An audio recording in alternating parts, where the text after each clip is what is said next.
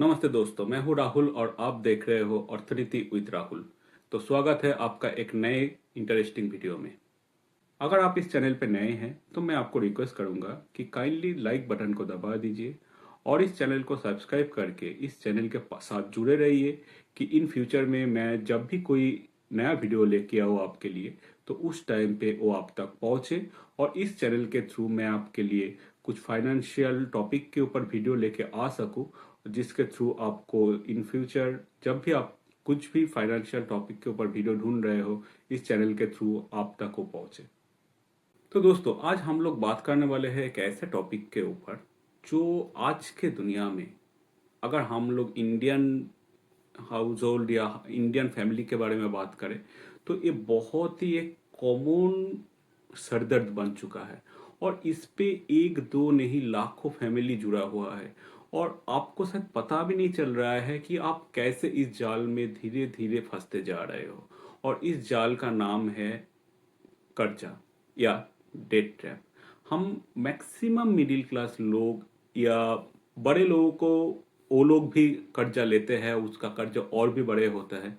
लेकिन हम लोग जब मिडिल क्लास लोगों की बात करते हैं जो अलग अलग तरीके का जो डेट ट्रैप है उस पर धीरे धीरे फंसते जा रहे हैं। आप अगर आपके आजू बाजू में देखें और आपका रिसेंट डेटा भी आप चेक करें, यहाँ पे आपको देखने को लिए मिलेगा कि कितने टाइप का डेट में हम लोग फंसे हुए हैं। वो हो सकता है कि आपके हाउस लोन हो, कार लोन हो, कोई अलग तरीके से क्रेडिट कार्ड लोन हो, एजुकेशन लोन हो या कोई पर्सनल लोन हो। हर एक तरीके से लोग फंसते जा रहे हैं और हर एक के ऊपर कहीं ना कहीं इस जितना भी कर्जा है वो उस पर डूबा हुआ है।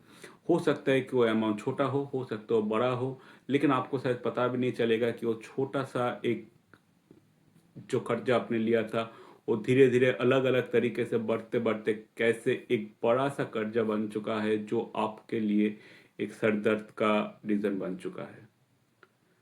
तो दोस्तों डेट को समझने से पहले मैं आप लोगों को ये समझाना चाहूँगा कि मिडिल क्लास कौन है। आप बहुत लोगों को बोलने को ये सुने होंगे कि हम मिडिल क्लास है, मिडिल क्लास लोग हैं। तो ये मिडिल क्लास क्या है, ये एज पर द डेटा और इंडियन इकोनॉमिक्स किसको मिडिल क्लास बोला जाता है।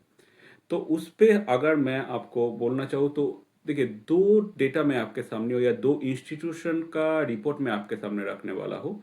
एक है NCAER, national council of applied economics research. तो ये लोग क्या बोलते हैं, ये इंस्टीट्यूशन ये बोलता है कि जिसका फैमिली इनकम और फॉर ए स्पेसिफिक ईयर अगर 2 लाख से 10 लाख के बीच पे है तो वो मिडिल क्लास के कैटेगरी में आता है। इसका मतलब है कि 10 लाख से आपका ऊपर अगर आपका इनकम है तो आप मिडिल क्लास के ऊपर चले गए होंगे। लेकिन आज का जो रिसेंट इंडिया के में लोगों का इनकम है या अलग अलग टाइप का इनकम है तो उसको अगर, क्योंकि पहले एक लोग मैक्सिमम फैमिली में कमाते थे, अभी मल्टीपल पर्सन कमा रहे हैं, हस्बैंड वाइफ कमा रहा है, तो इसको ध्यान में रखते हुए एक दूसरे टाइप का डेटा भी आता है जो बोलता है, मेनली वो उस ऑर्गेनाइजेशन का नाम है प्राइस। प्राइस को अगर फुल फॉर्म आप देखें तो people research of Indian consumer economy. तो ये लोग क्या बोलता है कि नहीं, ये जो रेंज है ये होना चाहिए 5 लाख टू 30 लाख। तो मतलब 5 लाख से आप नीचे हो तो आप भी मिडिल क्लास पे नहीं आते हो, और 30 लाख के ऊपर हो तब भी आप मिडिल क्लास से ऊपर चले गए होंगे। तो अगर 30 लाख तक आपका सैलरी है तो आप मिडिल क्लास कैटेगरी में आते हो। और उस डेटा के ऊपर अगर ये लोग रिसर्च करके जो देखे कि इंडिया में जो टोटल पॉपुलेशन है उसका 43% लोग इस मिडिल क्लास कैटेगरी में आता है जिसका income, house hold income yearly 5 lakh से 30 लाख के बीच पे है। तो डेट है क्या, व्हाट इज डेट। तो देखिए जो कर्जा हम लोग लेते हैं या एक कोई भी नॉर्मल आदमी लेता है उसका मेन रीज़न क्या होता है कि उसका जितना भी इनकम है उससे ज़्यादा उसका खर्चा है। तो अगर उस खर्चे को वो कंट्रोल नहीं कर पा रहा है तो उस टाइम पे एक कर्जा या डेट लेते हैं।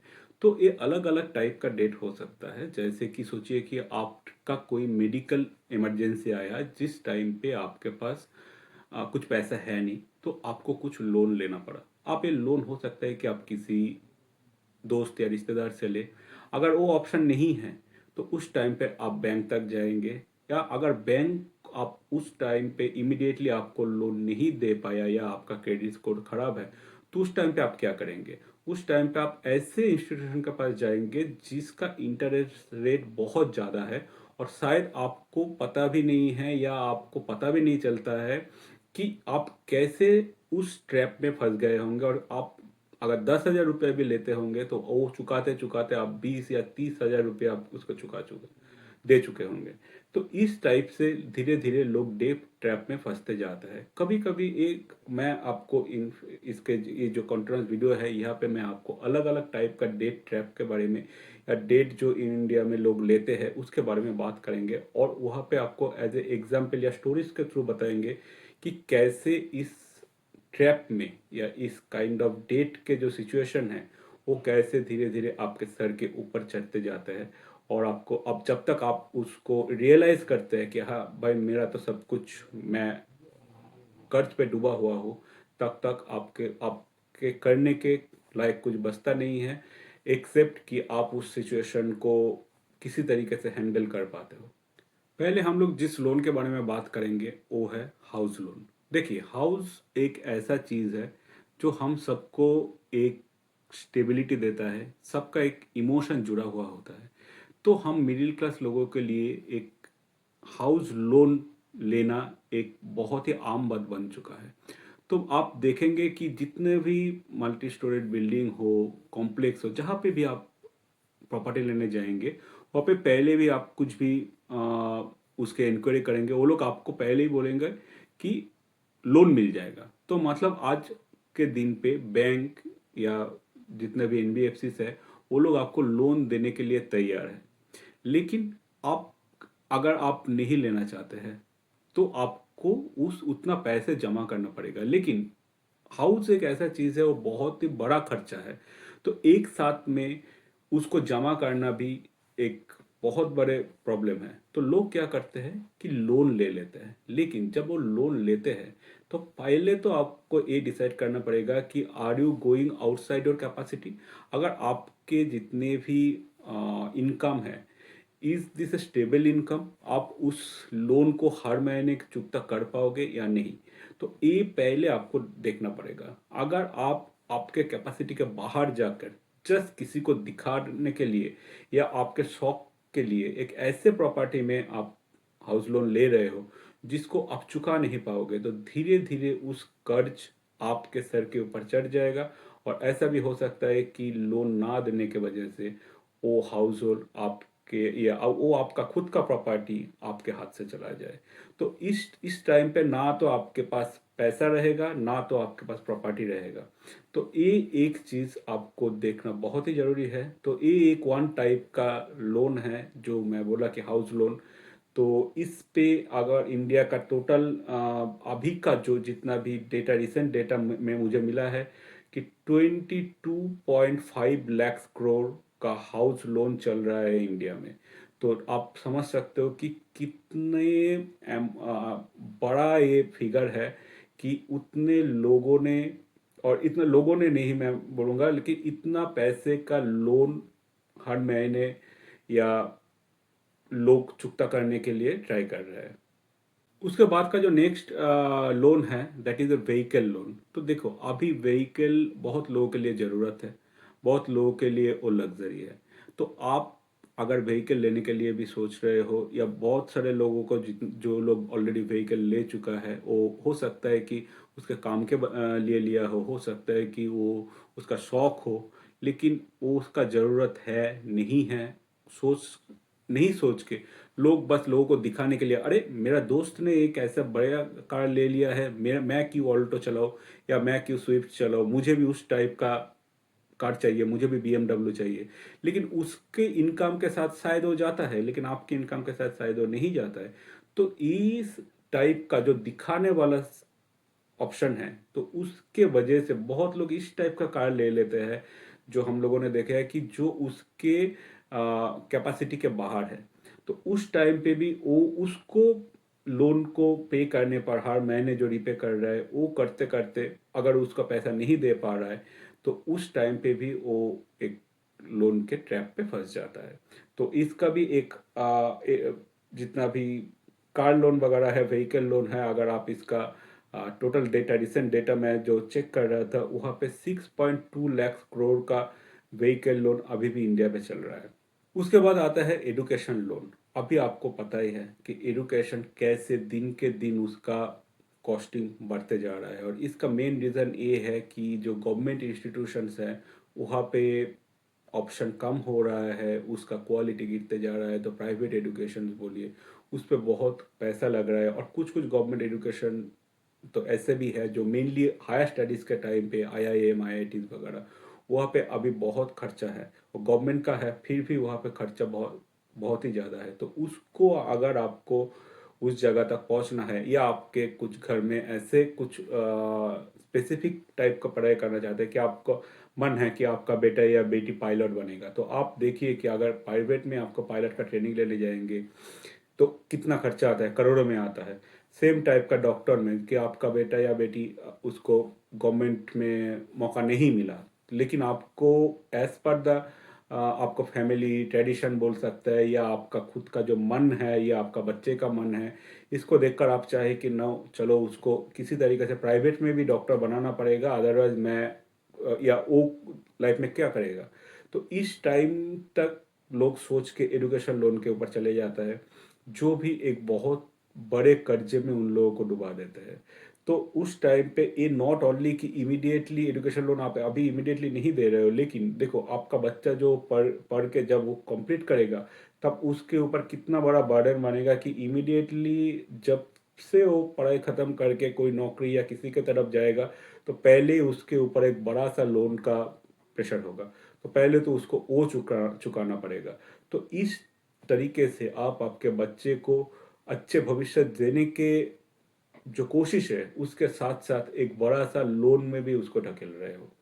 उसके बाद हम लोग बात करेंगे क्रेडिट कार्ड के ऊपर। देखिए आपको शायद पता ही है कि आप अगर कोई बैंक या कहीं से कभी भी कुछ लोन लिए हो या नहीं लिए हो, अगर आपका बैंक पे अकाउंट है या कहीं पे भी आप कुछ स्पेंड कर रहे हो, इमीडिएटली उसके कुछ दिन बाद आपके पास कॉल आना स्टार्ट हो जाएगा बैंक से कि सर क्रेडिट कार्ड ले लीजिए, क्रेडिट कार्ड ले लीजिए।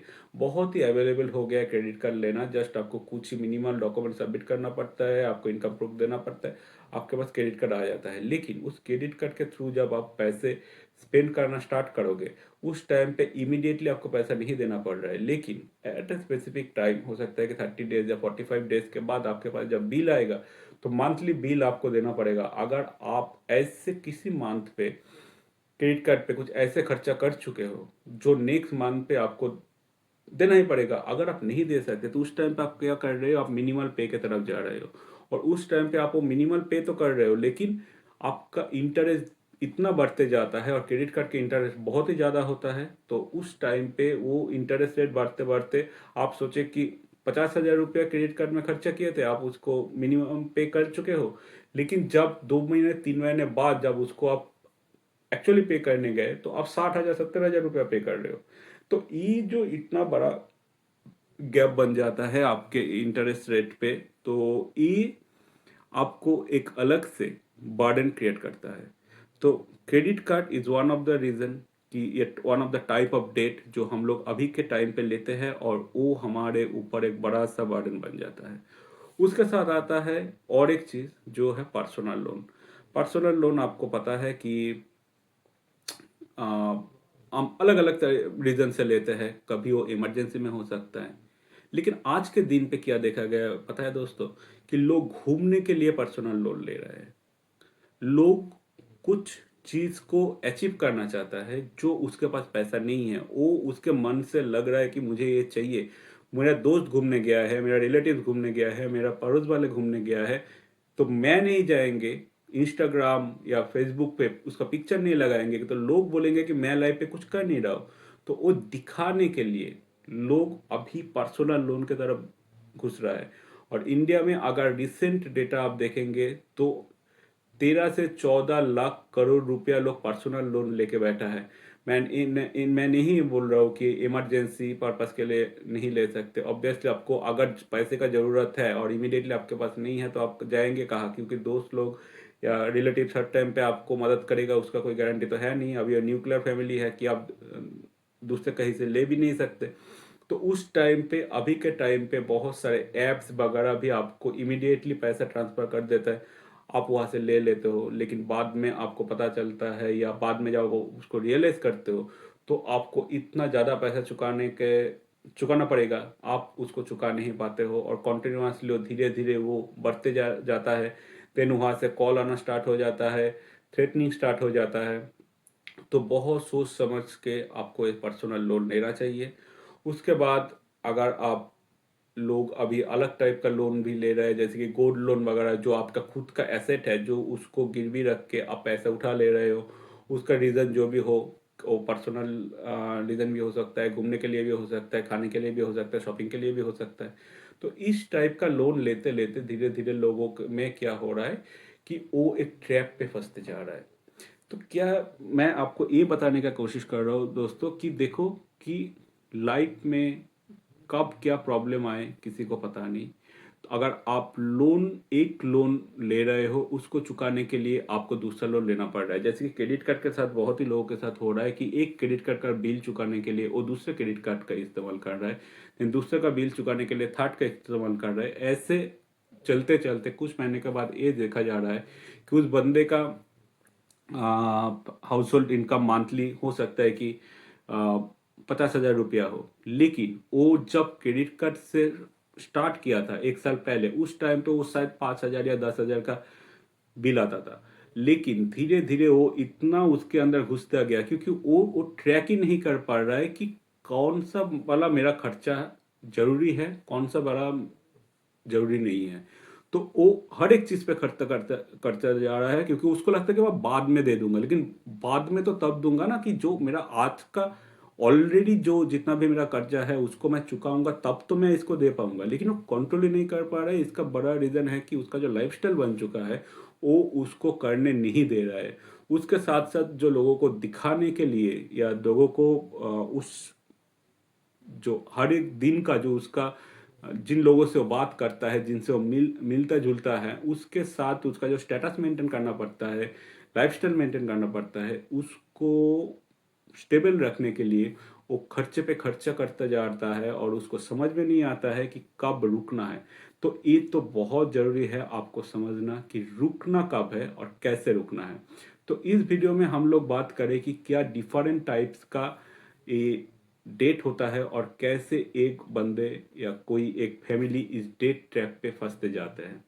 और अगले वीडियो में हम लोग बात करेंगे कि इस जो डेट ट्रैप है, इसका कुछ एग्जाम्पल, कुछ स्टोरी मैं आपको सुनाऊंगा और उसका रीज़न क्या है, और उस स्टोरी में कैसे वो लोग धीरे धीरे डेट ट्रैप पे आए और कैसे और क्या करके इस डेट ट्रैप से वो निकाल सकते हैं। तो कुछ स्टोरी सुनाऊंगा और उसका स्टोरी का सॉल्यूशन भी दूंगा। तो नेक्स्ट वीडियो होगा थोड़ा डिफरेंट। इस वीडियो था कि प्रॉब्लम क्या है, नेक्स्ट वीडियो होगा कि प्रॉब्लम सॉल्व कैसे करना है। तो थैंक यू इस वीडियो में जुड़े रहने के लिए, और आपको बहुत बहुत शुक्रिया इस चैनल को आपने सपोर्ट किया हो। काइंडली सब्सक्राइब बटन को क्लिक कीजिए और मेरे साथ जुड़े रहिए। Thank you, all the best, good bye.